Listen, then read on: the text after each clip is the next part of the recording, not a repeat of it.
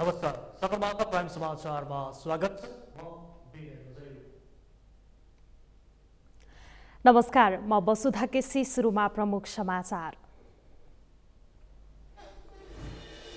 केन्द्रीय कार्य सम्पादक गठनमा शीर्ष नेता बीच कुरा नेपाली कांग्रेस बैठक स्थगित। शीर्ष नेता बीच छलफल गरेर मात्रै बैठक बस्ने। आज बिहानैदेखि देशभरको मौसममा बदली 3 दिनसम्म हावाहुरी सहित वर्षा हुने जल तथा मौसम पूर्वानुमान महाशाखाको भनाई।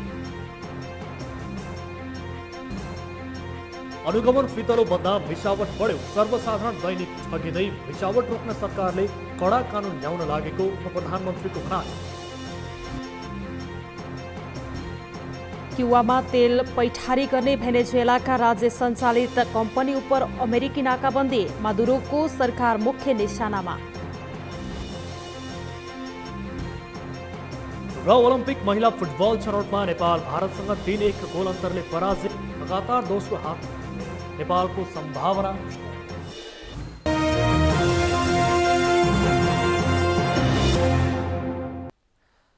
प्राइम समाचार अब विस्तारमा। केन्द्रीय कार्य सम्पादन समिति गठनमा शीर्ष नेताका बीचमा कुरा नमिलेपछि कांग्रेस केन्द्रीय समिति बैठक स्थगित भएको छ। समिति गठन गर्ने एजेन्डा सहित बैठक बोलाइएको भए पनि शीर्ष नेताहरूको बीचमा कुरा नमिल्दा अन्तिम समयमा आएर बैठक नै स्थगित भएको हो। अमृतराज काफ्लेको रिपोर्ट। बोलाइएको नेपाली कांग्रेस केन्द्रीय कार्य समिति बैठक अन्तिम समयमा आएर स्थगित भएको छ। पार्टीको केन्द्रीय कार्य सम्पादन समिति गठन गर्ने मुख्य एजेन्डा सहित पार्टी केन्द्रीय कार्यालय सानेपामा बोलाइएको केन्द्रीय कार्य समिति बैठक अन्तिम समयमा आएर स्थगित भएको हो। सभापति शेरबहादुर देउवा र वरिष्ठ नेता रामचन्द्र पौडेल बीच शुक्रबार केन्द्रीय कार्य सम्पादन समिति गठनका विषयमा सहमति जुटेको बताइए पनि सहमतिमा नेता कृष्ण प्रसाद सिटौलाले असहमति जनाएपछि केन्द्रीय समिति बैठक नै प्रभावित बनेको हो। पार्टी सभापतिले सबै निर्णय आजसम्म सबै निर्णय सहमतिको आधारमा गर्दै आइरहनु भएको कारणले सहमति हुन नसकेको कारणले आज बैठक फेरि स्थगित गरेर सहमतिको साथ निर्णय गर्नेको लागि सभापतिज्यूले हिजो त प्रयास गर्नुभएको थियो, छलफल गर्नुभएको थियो नि, कसले अवरोध गरेर? हिजो त छलफल गर्नुभएको थियो। अब सभापतिजीले निरन्तर पहिलेदेखि नै प्रयास गरिरहनु भएको छ। सभापतिजीको प्रयास सफल भएको छैन आजको मितिसम्म र पार्टीभित्रकै वरिष्ठ नेता लगायत अन्य नेताहरूसँग सहमतिका साथ अगाडि बढ्ने सभापतिको जुन धारणा छ त्यसैले उहाँहरूसँग सहमति खोजेर जानुहुन्छ। शनिबारको बैठकमै रिक्त रहेका 28वटा विभागहरूको संयोजक मनोनयन गर्ने तयारी समेत गरिएको थियो, तर बैठक नै नबसेका कारण विभाग गठनमा समेत अन्यल सिर्जना भएको छ। पार्टीमा बढ्दै गएको गुट उपगुटका कारण समस्या आइरहेको कांग्रेसका नेताहरूले समेत बताएका छन्, जसका कारण शनिबारको बैठक समेत प्रभावित बनेको हो। यो पार्टीलाई एकताबद्ध रूप लिएर जानुपर्छ। मेरो र तेरो भन्नु हुँदैन। यहाँ गुट र उपगुटका कुराहरू पनि आएका छन् जसले पार्टीभित्र धेरै क्षति पुर्याएको छ। यसलाई हेर्दाखेरि एउटै अध्याय हो, कांग्रेसलाई कसरी अगाडि लिएर जाने एउटै अध्याय हो। म बिपी कोइरालाको पुत्र हुँदाखेरि म तपाईँहरूलाई हेर्छु, तपाईँहरू मभन्दा पनि धेरै सक्षम हुनुहुन्छ। तर अब यो रगतको नाताले गर्दाखेरि म महामन्त्री भएँ, तर तपाईँहरू मभन्दा पनि सक्षम हुनुहुन्छ। कांग्रेसका असन्तुष्ट जिल्ला सभापतिहरूको भेलाले शनिबारको केन्द्रीय समिति बैठकले केन्द्रीय सदस्य समेत महाधिवेशन प्रतिनिधि बन्न बुधबाटै निर्वाचित भएर आउनुपर्ने गरी विधान सच्याउन माग गरेका बेला केन्द्रीय समिति बैठक नै स्थगित भएको हो। सगरमाथा टेलिभिजनका लागि क्यामेरामा के सप्तमिल सिन्हाका साथमा अमृतराज काफले, काठमाडौँ। पश्चिमी र स्थानीय वायुको प्रभावका कारण आज बिहानैदेखि काठमाडौँ उपत्यका सहित मुलुकभर मेघगर्जन र हावाहुरी सहित वर्षा भएको छ।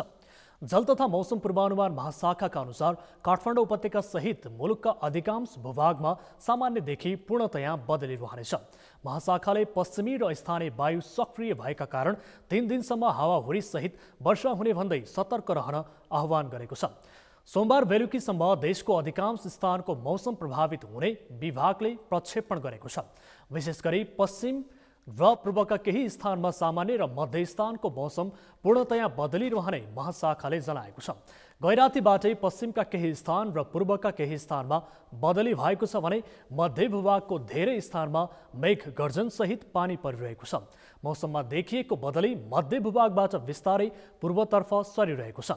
नेपालमा प्री मनसुन जारी रहेकाले चट्याङ, मेघगर्जन सहित हावाहुरी र वर्षा गराउने मौसमी प्रणाली क्रमशः विकास भइरहेको मौसमविदहरूले उल्लेख गरेका छन्। आज मौसम बढी प्रभावित हुनेछ। आइतबार र सोमबार मौसम सामान्य खुले पनि छिनछिनमै पुनः बदलिरहने महाशाखाले उल्लेख गरेको छ। काठमाडौँ उपत्यका सहित तराईका केही जिल्लामा हावाहुरीसँगै वर्षाको सम्भावना रहेको तथा हिमाली भूभागका केही स्थानमा हल्का हिमपातको सम्भावना रहेको महाशाखाले जनाएको छ।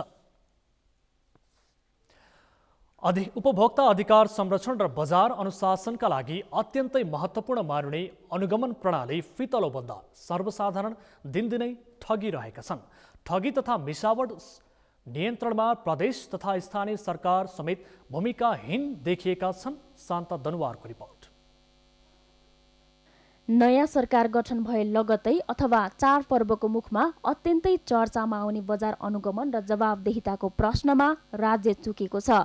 राज्यका संयन्त्रहरू आफ्नो जिम्मेवारीप्रति जवाबदेही नबनेकै कारण दैनिक उपभोग्य वस्तुमा हुने मिसावट, तौलमा ठगी तथा म्याद गुज्रेका सामान बेच्ने प्रवृत्ति मौलाएको छ। वर्षमा एक दिन उपभोक्ता अधिकार दिवस मनाउने र चाडपर्वको समयमा बजार अनुगमनमा निस्किने उपभोक्ता अधिकार कर्मीको भूमिका पनि संशयपूर्ण बन्ने गरेको छ, जो बजारमा बिक्री हुने सामानको गुणस्तर तथा मापदण्डप्रति अधिकांश समय मौन बस्छन्। त्यसैगरी उपभोक्ताको जीवजन स्वास्थ्यमाथि प्रतिकूल असर गर्ने खाद्य वस्तुहरूको उत्पादन, बेचबिखन, वस्तु र सेवाको प्रभाव गर्ने व्यक्ति, समूह, उत्पादक, आयातकर्ता, सञ्चयकर्तालाई कारबाही गर्नुपर्छ भनेर माग गरेका थियौँ। ती सबै कुराहरू कानुनले उपभोक्तालाई संरक्षण गर्नुभन्दा पनि व्यवसायलाई संरक्षण गर्ने किसिमको कानुन आयो। नेपाल सरकारका निकायहरू, बजार अनुगमन गर्ने निकायहरू, विशेष गरी उद्योग वाणिज्य आपूर्ति मन्त्रालय र त्योसँग सम्बन्धित निकायहरू चाहिँ जनताप्रति, उपभोक्ताप्रति गैर जिम्मेवारपूर्ण तरिकाले चाहिँ प्रस्तुत भएको कारणले गर्दाखेरि अहिले बजारमा अराजकता बढ्दै गएको छ। विशेष गरी असोज कार्तिक महिनामा देशभर बजार अनुगमनले व्यापकता पाउँछ। वाणिज्य विभाग, प्रमुख जिल्ला अधिकारी मात्र नभएर स्वयं प्रधानमन्त्री समेत राजमार्गका होटलमा अनुगमनमा निस्केको नजिर छ। तर दशैं तिहार र छठ पर्व सकिएपछि बजार अनुगमन रोकिन्छ र बजारमा कार्टेलिङ, सिन्डिकेट र कालाबजारी पुरानै अवस्थामा फर्किन्छ। सुस्त र खहरे प्रविधिको अनुगमनका कारण खाद्य सामग्रीमा हुने मिसावट बढेर औसत 20% भन्दा माथि पुगिसकेको छ। खाद्य प्रविधि तथा गुण नियन्त्रण विभागका अनुसार आर्थिक वर्ष 2068-69 मा 18% मा सीमित मिसावट अहिले बढेर 20% माथि पुगेको छ। नियन्त्रणको प्रयासमा जुट्नुपर्नेहरूमै मत एकता छैन। अब अनुगमनमा जाँदाखेरि चाहिँ नयाँ ऐन लागू भइसकेको कारणले यो अनुसार जानुपर्ने र जाँदाखेरि हामीले अनुगमनमा प्रयोग गरिने फारम, परीक्षण सूचीहरू, त्यसका हेर्नुपर्ने कुराहरू पनि यो नयाँ कानुन बमोजिम नै जानुपर्ने भएको भएर र ती साथीहरूलाई, नयाँ साथीहरूलाई अलिकति ओरिएन्टेसन पनि दिनुपर्ने कारणले अहिले हामी त्यो क्रममा छौँ।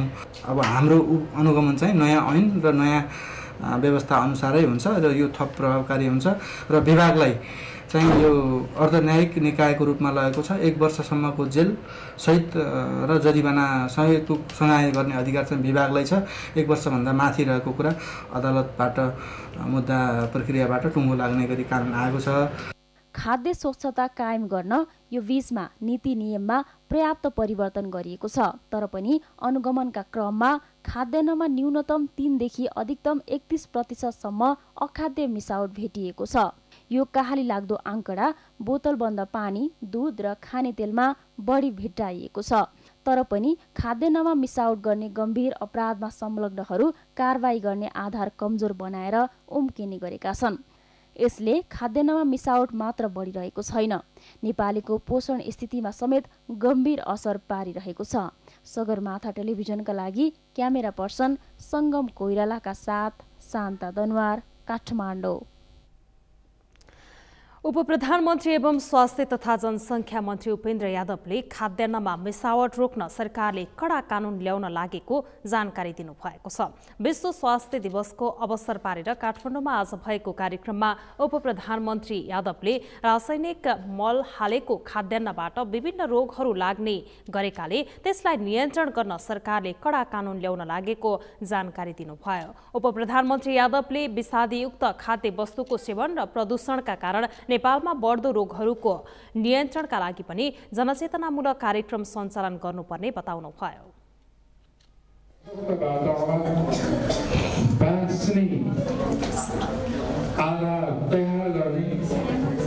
रोग लाग्न नदिने लागेपछि उपचारलाई सहज बनाउने तर्फ चाहिँ के छ भन्दाखेरि कार्य गर्न आवश्यक रहेको र मेरो फेरि बाहिर जाने भयो हुनाले धेरै कुराहरू राख्न सकिनँ।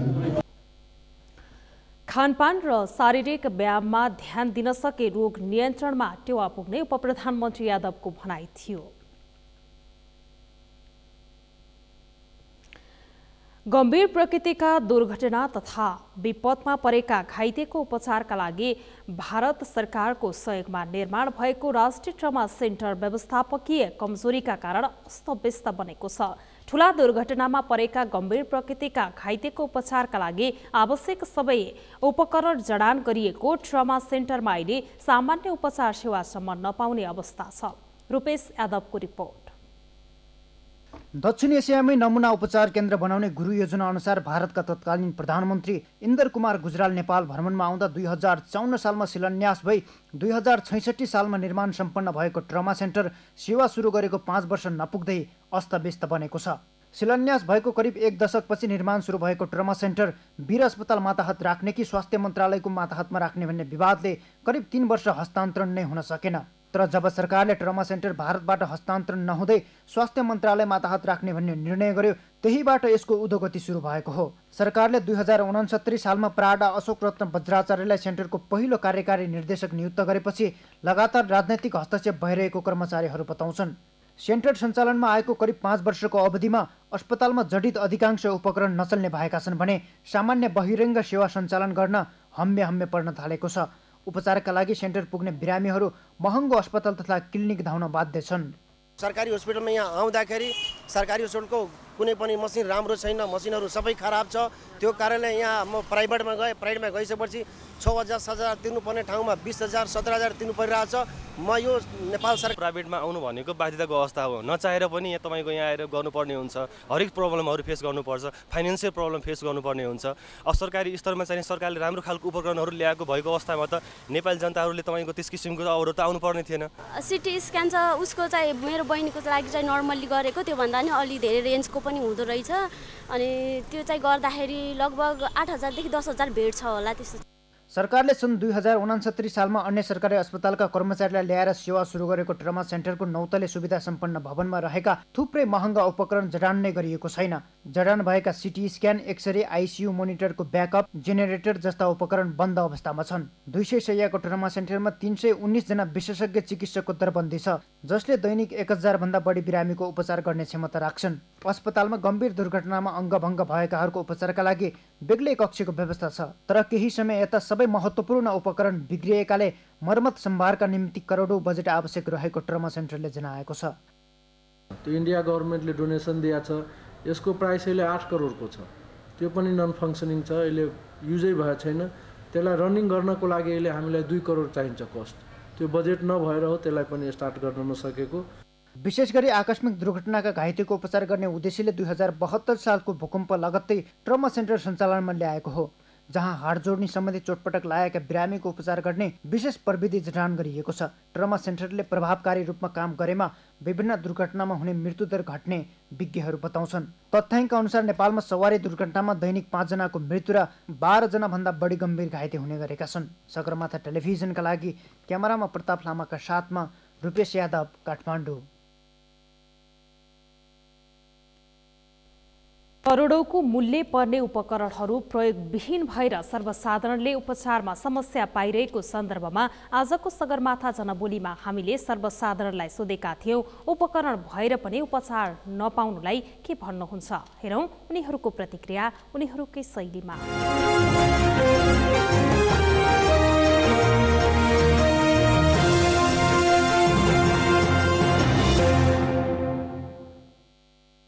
व्यवस्थापनको कमिटी छ, त्यसको चाहिँ निकै नै कमजोरी देख्छु मैले। यहाँ चाहिँ जस्तो एउटा जस्तो सिटी स्क्यान मेसिन यहाँ छ अनि एक्सरे चाहिँ यहाँ छ, तर सिटी स्क्यान म सुनिराखेको छु 3 महिनादेखि यहाँ बिग्रेको छ। धेरै दूर दराजबाट यहाँ जनताहरू चाहिँ उपचार गर्न आउँछ, खास गरी चाहिँ जनताले अलिकति सेवा पाइन्छ कि भनेर विश्वास लागिराखेको हुन्छ, तर उसले चाहिँ यहाँ जस्तो एक्सरे गर्न पर्यो भने ऊ बाहिर जानुपर्छ प्राइभेटमा, उसले चाहिँ धेरै पैसा तिर्नुपर्छ। हस्पिटल हैन, हस्पिटलको पनि हुन्छ हैन, अब डक्टर हुन्छ, डक्टरहरूको अब चाहिँ कारणहरू हैन त्यो हो। अनि अर्को चाहिँ अब सामान्य लापरवाही भन्ने लापरवाहीको कारण पनि हुनसक्छ। म्यानेजमेन्ट चाहिँ को लापरवाही हो, बेस्ट म्यानेजमेन्ट गतिलो नभएको कारणले गर्दा चाहिँ यो भएको हो। अनि अर्को सरकारी हस्पिटल भएर कसैले नि वास्ता नगर्नेका कारणले पनि सामान भएर यहाँ जनतालाई अब दुःख पाउनु त हस्पिटलकै कमजोरी होला नि, व्यवस्थापन समितिकै। यो सरकारी हस्पिटल सरकारी कर्मचारी भने त्यति मान्छेको त्यो सर्भिस ओरिएन्टेड हुँदैनन्।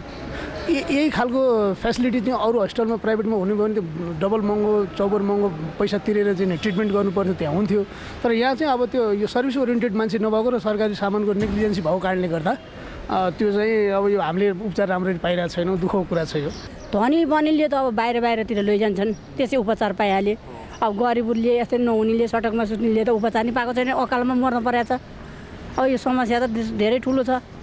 अनि हो त्यही भएर गरिबले पनि धनीले पनि उपचार पाउन पर्यो, एकसाममै गर्न पर्यो।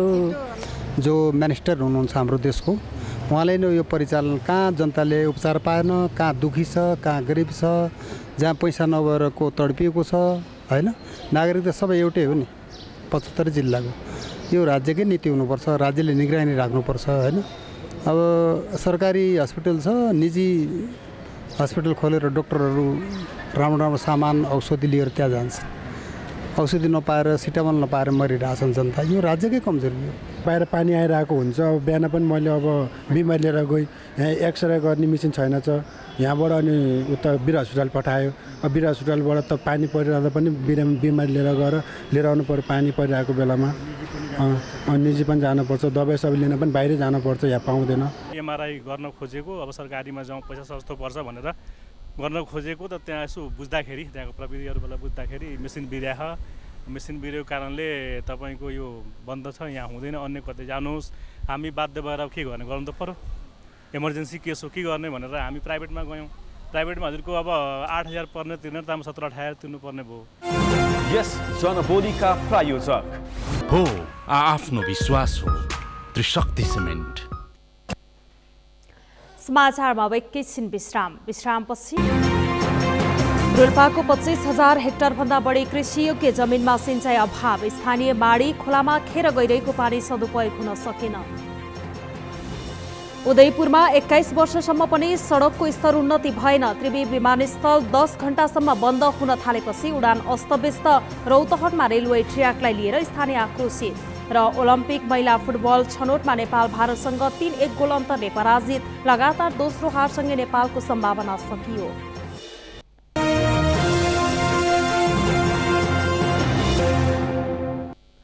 विश्रामपछि सगरमाथा प्राइम समाचारमा स्वागत छ। अब बाँकी समाचार। गण्डकी प्रदेशका मुख्यमन्त्री पृथ्वी सुब्बा गुरुङले कसैले गीत गाउँदैमा राजतन्त्र नफर्कने दावी गर्नुभएको छ। लमजुङमा आज 12औं राष्ट्रिय बुद्ध सम्मेलनको उद्घाटन गर्दै मुख्यमन्त्री गुरुङले राजतन्त्रले कोल्टे फेर्ने सपना नदेख्न आग्रह गर्नुभयो। मुख्यमन्त्री गुरुङले शान्ति विकासको पहिलो शर्त भएको बताउनुभयो। धर्ममा एकता आवश्यक रहेको तर्क गर्दै उहाँले धर्मले नै मुलुकमा मित्रता र मैत्री भाव कायम राख्ने उल्लेख गर्नुभयो।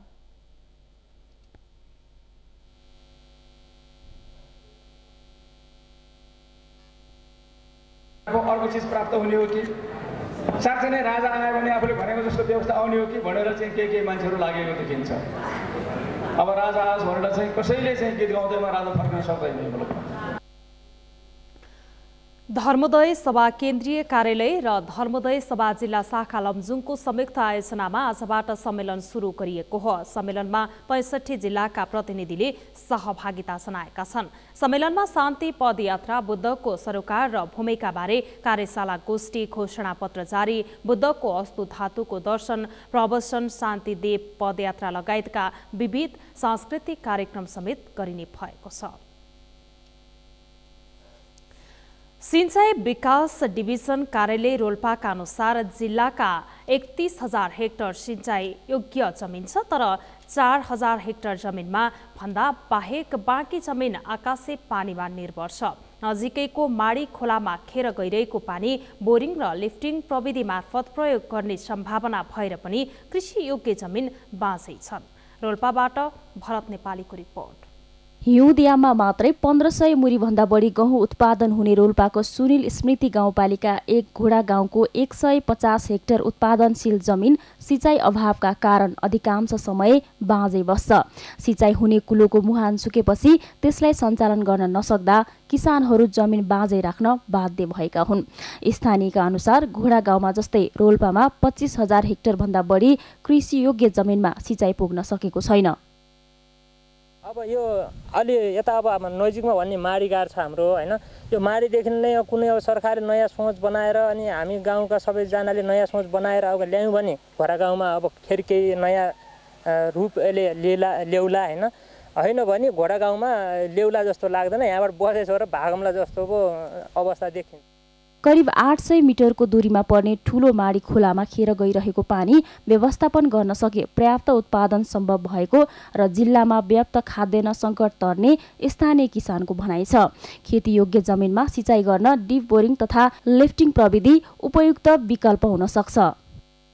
हामीले तरकारी खेती गर्नलाई अब थरथर जलवायु परिवर्तन गर्दाखेरि समयमा पानी आउँथ्यो, पानी पर्थ्यो, त्यसमा हामीले बेर्नाहरू जगेर्ना गर्थ्यौँ। अहिले अब जगेर्ना गरेपछि कुलोको पानीले चारेर नै हाम्रो उत्पादन हुन्थ्यो। अहिले कुला पानी नै जलवायु परिवर्तनले नआउँदाखेरि सब पुरै बाँझोको अवस्थामा पुग्यो। अहिले कृषियोग्य जमिन वर्षैभरि बाँझो बस्ने तर जीविकोपार्जनका लागि वर्षैभरि खाद्यान्न किन्नुपर्ने रोल्पाको बाध्यता हटाउन तत्काल सिँचाइ प्रविधि अवलम्बन गर्न जिल्ला सिँचाइ विकास डिभिजन कार्यालयमा पनि दबाव परिरहेको छ। तर पनि सिँचाइ सुविधापछि अन्न उत्पादनमा वृद्धि हुने योजना कार्यान्वयनमा सरकारवाला निकायले चासो दिएको छैन। 12 महिना सिँचाइ पुग्न त धेरै समय लाग्छ जस्तो लाग्छ मलाई। तर यही अवस्थामा सिँचाइमा त्यति धेरै बजेट चाहिँ छैन। अहिले गत सालको रेसियो हेर्ने पनि गत साल 126 वटा योजनामा सञ्चालित थिए यस जिल्लामा मर्म सम्भारतर्फबाट। त्यसरी चाहिँ यो कृषकबाट सञ्चालित सिँचाइ योजनाहरूको लागि 126 वटा योजनाहरू सञ्चालित थिए पनि यो साल जम्मा 11 वटा योजना सञ्चालित। तर यिनी योजनाहरू त्यो योजनाभन्दा ठुला छन् र करिब लगभग 8-9 वर्ष अझै पनि यही रेसियोमा जाँदा 8-9 वर्ष अझै पनि यो सबै 31,000 मध्ये अझै 20,000 हेक्टर जमिनलाई सिंचित गर्नको लागि अझै 8-9 वर्ष लगभग 10 वर्ष चाहिँ लाग्ने देखिन्छ। मुलुक सङ्घीय संरचनामा गएपछि केन्द्रको अधिकार स्थानीय तहमा पुगिसकेको अवस्थामा स्थानीय सरकारले यस्ता जनपक्षीय योजना तर्जुमामा ध्यान दिनुपर्ने रोल्पावासीको माग छ। जसले बगेर खेर गइरहेको पानी मात्र सदुपयोग गर्दैन, जीविकामुखी कृषि पेसामा आश्रितहरूलाई समेत प्रोत्साहन मिल्नेछ। सगरमाथा टेलिभिजनका लागि रोल्पाबाट भरत नेपालीको रिपोर्ट। सडकको ट्र्याक खुलेको 21 वर्षसम्म पनि सडकको स्तर उन्नति नहुँदा उदयपुरको त्रियुगा नगरपालिका र उदयपुरगढी गाउँपालिकाका स्थानीय आक्रोशित बनेका छन्। 2054 सालमा मोहनपुर ककनी सडक खण्डको नाममा 20 किलोमिटर सडकको ट्र्याक खोलिएको थियो, तर सडकको अवस्था अहिले झनै अस्तव्यस्त बनेको छ। उदयपुरबाट गणेश सुप्रेतीको रिपोर्ट। 2054 सालमा मोहनपुर ककनी सडक खण्डको नाममा ट्र्याक खुलेको 20 किलोमिटर सडकको स्तर उन्नति नहुँदा सडक प्रभावित स्थानीय निराश भएका हुन्। हजारौं नागरिकले प्रयोग गर्ने उक्त ग्रामीण सडक 2 दशकसम्म ग्राभेल समेत भएको छैन। भल तथा पानीको निकासका लागि नाला बनाउन तथा ह्युम पाइप राख्न सर्वसाधारणले पटक पटक स्थानीय सरकारले गुहार मागेका छन्। तर कुनै पनि निकायबाट सुनवाई नभएको र रातो माटो युक्त सडकमा सामान्य झरी पर्दा समेत हिँडडुल गर्न नसकिने स्थानीयको गुनासो छ। बर्खायाममा आउने भेलसहितको पानी र हिउँदमा धुलाम्ने हुने सडकले सुविधा भन्दा बढी शास्ति दिएको भन्दै स्थानीयले तत्काल सडक स्तर उन्नति गर्न माग गरेका छन्। सरकार राज्यको निकायको छैन, उपस्थिति छैन। आए पनि यसो गराबेल गर्छन्, छिड्छन्, खाने बजेट खाने काम मात्रै गर्छन्। अब यो बाटो खास गरी हाम्रो त्रिवेणी नगरपालिका वार्ड नम्बर 6 देखि मोहनपुर भन्नु ढाटदेखिको लिएर गढी गाउँपालिकाको छुने बाटो पनि हो। त्यो कारणले गढी गाउँपालिका पनि हेर्नुपर्ने त्यो पनि छैन, केही पनि छैन। नगरपालिकाको ध्यानै गएको छैन केही पनि। यताको बेल्टबाट जस्तै यो बिराली टारबाट 2-3वटा गाडीहरू चल्छन् हैन। अब त्यो गाडीहरू रोकिन्छ, खोलामा त अहिले हिउँदमा त खोलो तरेर जान्छ। यो बाटो चाहिँ यति अपरिहार्य छ कि यसलाई पिच गरिदिन पाएदेखि चाहिँ अनि मोहनपुरमा गएर जोडिन्थ्यो जलजलेमा गएर। त्यसले गर्दाखेरि यो बाटो पिच गर्न आवश्यक छ। गाउँलेहरूलाई एकवार गाईघाट जानको लागि पनि सुविधा सम्पन्न बाटो र सबै गाउँ यहाँदेखिको माथि नाम्जेको वारी ठ्याक्कै यो के भन्छ उसम्म चाहिँ अँधेरीसम्म छुने बाटो भएको हुँदाखेरि यहाँ अहिले पनि हामीलाई हिँड्नको लागि साह्रै समस्या अनि धुलो धुवाँको पनि समस्या परेको छ। अहिले राज्यको यो बाटोमा खासै आँखा परेको जस्तो हामीलाई अनुभूति भएको छैन। स्थानीय जनप्रतिनिधिका अनुसार ट्र्याक खोलिएको लामो समयसम्म अलपत्र मोहनपुर ककनी सडकको स्तर उन्नति गर्न गुरु योजना बनिसकेको छ। सडक मर्मत तथा स्तर उन्नतिका लागि विश्व बैंकका प्रतिनिधिले अनुगमन समेत गरेकाले चाँडै सडक कालोपत्रे हुने दाबी स्थानीय जनप्रतिनिधिको छ। वर्ल्ड बैंकले हामी गरेर तयारी छ। यदि भएन भने हामीले अबको आर्थिक योजनामा त्यसलाई चाहिँ नगरपालिकाकै बजेट पारेर हामीले यसको मास्टर प्लान, रोडको मास्टर प्लान बनाएको छौँ। हामीले त्यो अनुसार नै अब हामीको पिचको अभियान नगरपालिकाले नै गर्ने मास्टर प्लानमा रहेको गुरु योजना एमटी बनाएको छौँ। त्यो अनुरूपमै हामीले त्यो बाटोलाई स्तर उन्नति गरेर पिच पनि गर्ने भनेर कुरा गरेको छौँ। भने यसै सन्दर्भमा लिएर हामीले डस्ट कन्ट्रोल रोडसँग वैदेशिक दार्जिलिङ निकायसँग पनि हामी अगाडि बढाएको छौँ। एउटा क्यानाडाको कम्पनी छ, क्यानाडाको कम्पनीसँग नगरपालिकाको समन्वय सहकारी हामी मेल लेखेर गरिसकेका छौँ। उदयपुरमा ट्र्याक खुलेको वर्षौंसम्म अलपत्र छाडिएको यो पहिलो सडक भने होइन। जिल्लाका विभिन्न स्थानमा लामो समयदेखि ट्र्याक खोलिएका र सडक स्तर उन्नति नभएका धेरै सडक यसैगरी अलपत्र अवस्थामा छाडिएका छन्। जुन सडकमा यात्रा गर्दा बर्खायाममा जोखिम र हिउँदयाममा सहनै नसक्ने शास्ति हुने गरेको छ। सगरमाथा टेलिभिजनका लागि उदयपुरबाट गणेश उप्रेतीको रिपोर्ट। अन्तर्राष्ट्रिय विमानस्थल त्रिभुवन अन्तर्राष्ट्रिय विमानस्थल दैनिक 10 घण्टा बन्द हुन थालेपछि हवाई उडान अस्तव्यस्त बनेको छ। यसअघि दैनिक 22 घण्टा सञ्चालनमा रहेको विमानस्थलको धावन मार्ग मर्मतका लागि चैत्र 18 देखि 3 महिनाका लागि दैनिक 10 घण्टा बन्द गर्न थालिएको हो। शान्तालम सालको रिपोर्ट। त्रिभुवन अन्तर्राष्ट्रिय विमानस्थलबाट हुने नियमित उडान तालिका धावन मार्गको पिच परिवर्तनका लागि दैनिक 10 घण्टा कटौती गरिएपछि समस्या परेको छ। काठमाडौँ विमानस्थलमा चैत 18 देखि दैनिक 14 घण्टा मात्र उडान तथा अवतरण भइरहेको छ। रातिको समयमा धावन मार्ग मर्मतको काम हुन थालेपछि त्यो अवधिमा हुने उडान तालिका हेरफेर भएको छ र अधिकांश अन्तर्राष्ट्रिय वायु सेवाले सानो आकारका विमान मार्फत उडान भर्न थालेका छन्। यसको प्रत्यक्ष असर मुलुकको पर्यटन उद्योगमा पर्न थालेको छ। अनि यो सिजनको मुखमा यस्तो हुँदाखेरि स्वाभाविक रूपले यसले अलिकति असर गर्छ नै। अलि अप्ठ्यारो भएको छ, अलि असहज भएको छ। किन भन्दा यहाँबाट चाहिँ रामेछाप मन्थलीसम्म जानुपर्छ, समयमा पुग्नको लागि राति चाहिँ जानुपर्ने अवस्था छ। यदि गएर बिग्रिहाल्यो भने त्यहाँ बस्ने खाने ठाउँ पनि छैन। यसले गर्दा अत्यन्तै गाह्रो भएको छ। व्यवसायहरू असहज महसुस गरेका छन्। पर्यटकहरूले पनि त्यस्तो खालको अब यो परिस्थितिलाई चाहिँ अब स्वीकार्न जबरजस्ती परेको हुनाले यो सिजनकै मुखमा यस्तो हुनु चाहिँ अब पर्यटन व्यवसायको लागि ठुलो असरको कुरा भयो। विमानस्थल कार्यालयका अनुसार मर्मतको अवधि अर्थात् अप्रिल 1 देखि आगामी जुन 30 सम्म काठमाडौँ विमानस्थलबाट बिहान 8 बजेदेखि राति 10 बजेसम्म मात्र उडान तथा अवतरण हुनेछ। यसअघि विमानस्थल बिहान 6 बजेदेखि राति 3 बजेसम्म सञ्चालनमा थियो।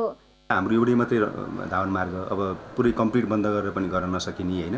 र त्यस कारणले बिचबिचमा ओभरलेहरू गरेर चाहिँ यो रनवेलाई थोरै स्तरोन्नति गर्दै हामीले फ्लाइटहरू सञ्चालन गरिराखेको अवस्था हो। यी सबै कुरालाई निराकरण गरेर अब गरौँ भन्ने मनसायले यो हामीले चाहिँ यो जीर्णोद्धारको काम अप्रिल 1बाट मैले भने 33 महिना र यो चाइनिज टोलीले गर्दैछ र बेलुका 10 बजेबाट बिहान 8 बजेसम्म यही प्रयोजनको लागिमा हामीले एयरपोर्ट पनि बन्द गरेका छौँ र यसलाई हामीले सबै हाम्रा वर्ल्ड वाइड रूपमा जो नेपालको फ्लाइटसँग सरोकार राख्ने स्टेक होल्डरहरू हुनुहुन्छ उहाँहरू सबैलाई विषयमा जानकारी छ। त्रिभुवन अन्तर्राष्ट्रिय विमानस्थल कार्यालयका अनुसार अहिले पहिलो चरणमा 3000 मिटरको धावन मार्गको कालोपत्र परिवर्तन गरिँदैछ।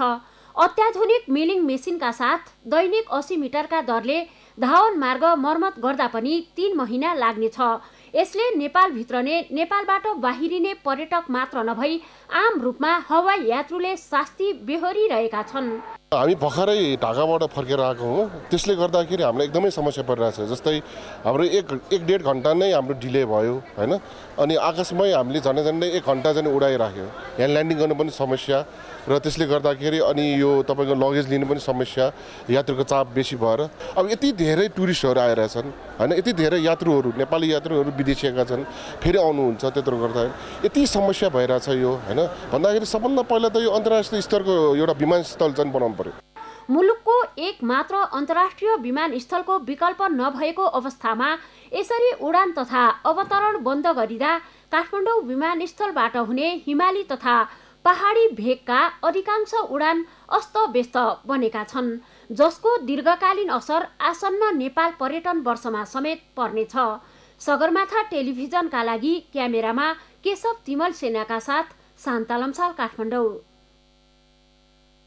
बहुचर्चित परियोजना मेची महाकाली विद्युतीय रेलमार्ग निर्माण कार्यले विस्तारै गति लिन थालेको छ। परियोजनाले रौतहटको चन्द्रपुर नगरपालिकाको बस्ती हटाएर सब स्टेसन बनाउने तयारी थालेको छ। तर स्थानीयवासीले बस्तीमा सब स्टेसन बनाउने नहुने भन्दै विरोध गरेका छन्। रत्न अधिकारीको रिपोर्ट।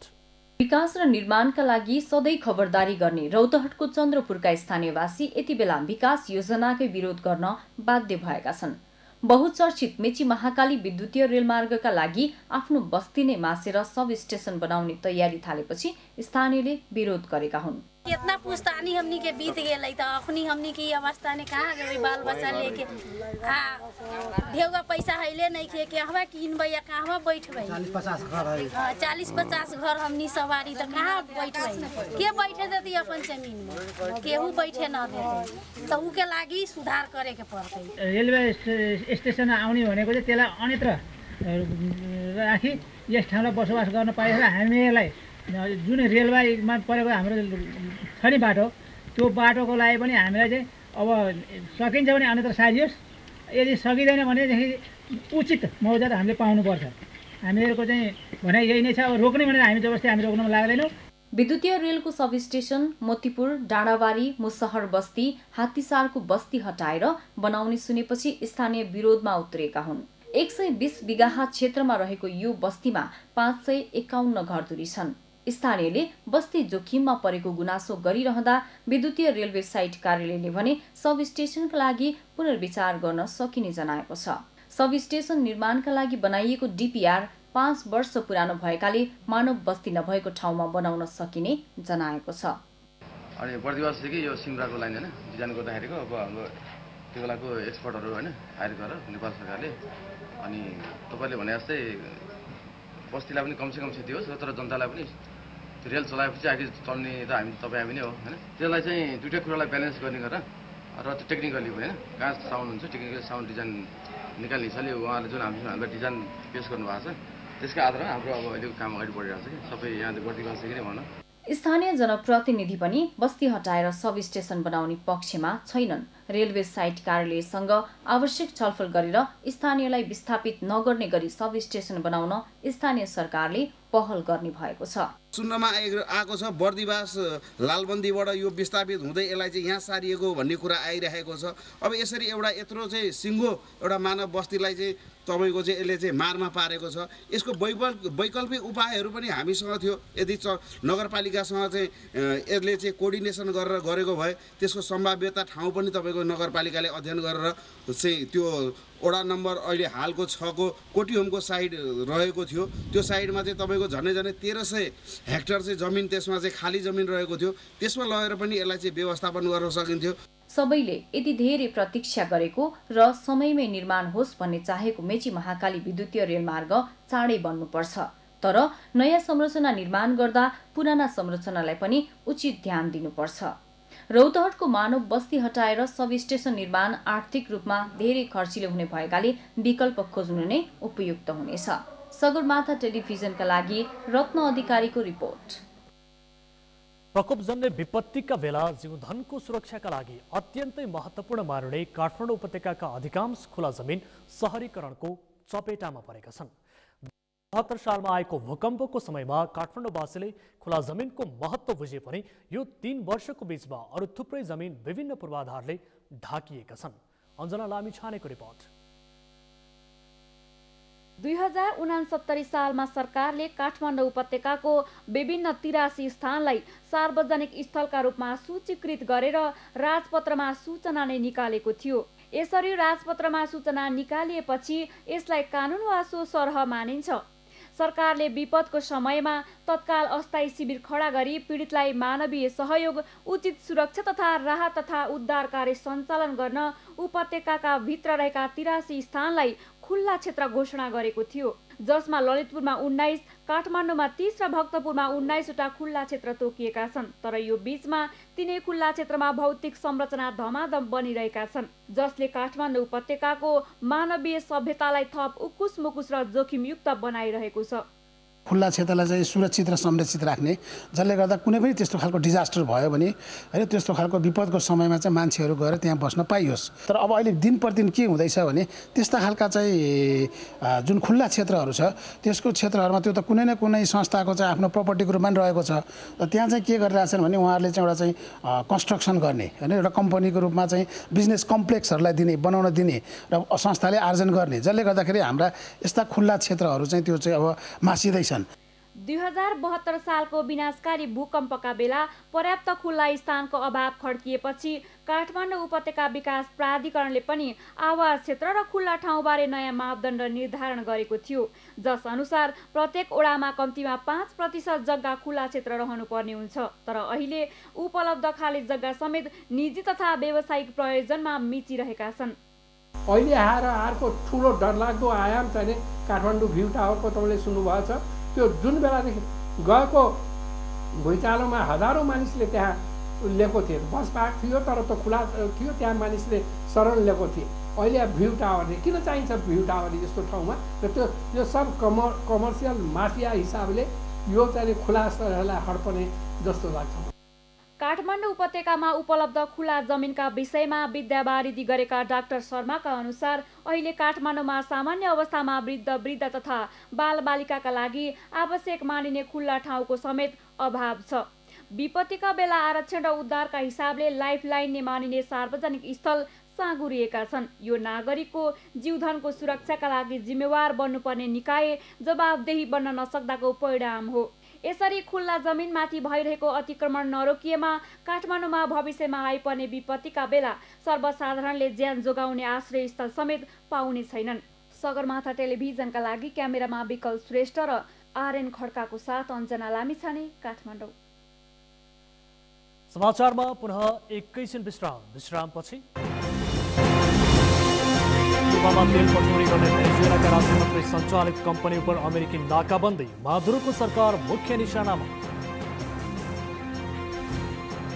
र ओलम्पिक महिला फुटबल छनौटमा नेपाल भारतसँग 3-1 गोल अन्तरले पराजित, लगातार दोस्रो हारसँगै नेपालको सम्भावना सकियो।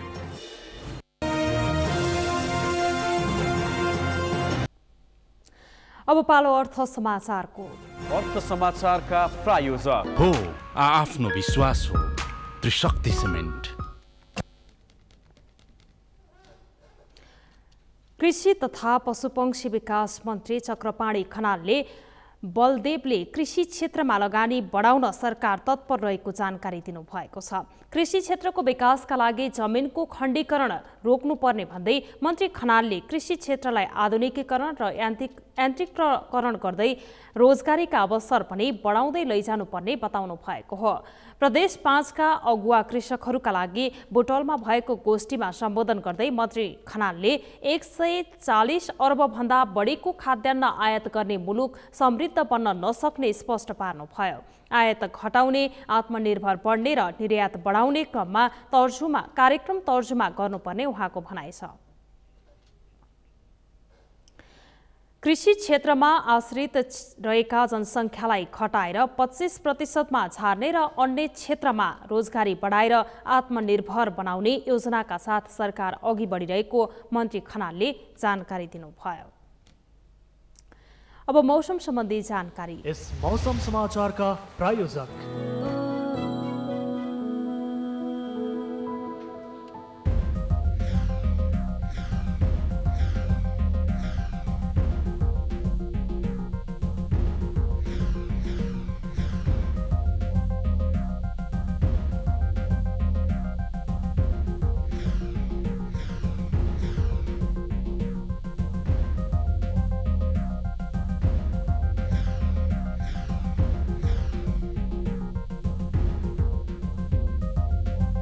इस मौसम समाचार का प्रायोजक